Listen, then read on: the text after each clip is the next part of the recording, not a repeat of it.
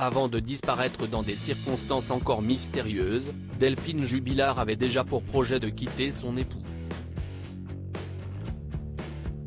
Pour cause, non seulement elle entretenait déjà une liaison avec son amant, originaire de Montauban, mais elle avait déjà en tête de nombreux projets avec ce dernier. Pour cause, comme l'a souligné Marianne dans ses colonnes, jeudi 5 janvier, l'infirmière cagnacoise avait déjà planifié sa séparation avec Cédric. En effet, comme l'a confié l'amant de l'infirmière, Jean, nom d'emprunt, au juge lors de son audition, Delphine Jubilard avait pressé son époux Cédric de finir les travaux de la maison. Un sujet qui était d'ailleurs source de nombreux conflits entre eux. Delphine Jubilard n'a jamais envisagé continuer sa vie avec Cédric, même avec les travaux, avait assuré cet homme. Ainsi, si elle avait demandé à Cédric de poursuivre les travaux, ce dernier avait assuré que c'était uniquement pour mieux vendre la maison.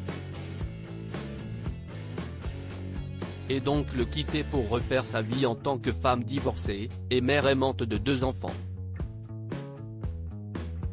Supérieur à lire, minute par minute, Delphine Jubilard, retour sur le jour où elle a disparu. Delphine Jubilard était prête à quitter Cédric en juillet dernier, Le Figaro avait dévoilé d'amples détails sur la relation conflictuelle qu'entretenait Delphine Jubilard avec son époux.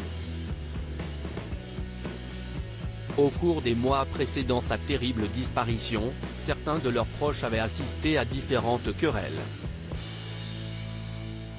« Je vais me barrer et te laisser dans ta merde », avait même envoyé Delphine à Cédric Jubilard, déterminé à rompre son mariage.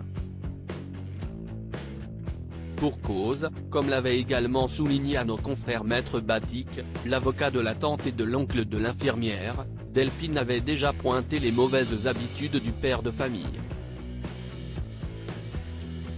À cela, et toujours selon les propos rapportés par des proches de Delphine, Cédric la rabaissait constamment au quotidien. Il lui répétait même que son métier d'infirmière était un métier de merde. Des reproches qui ne plaisaient pas à la mère de famille.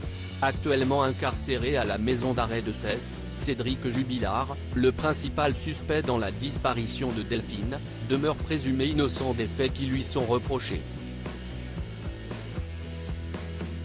Crédit photo, capture d'écran Facebook.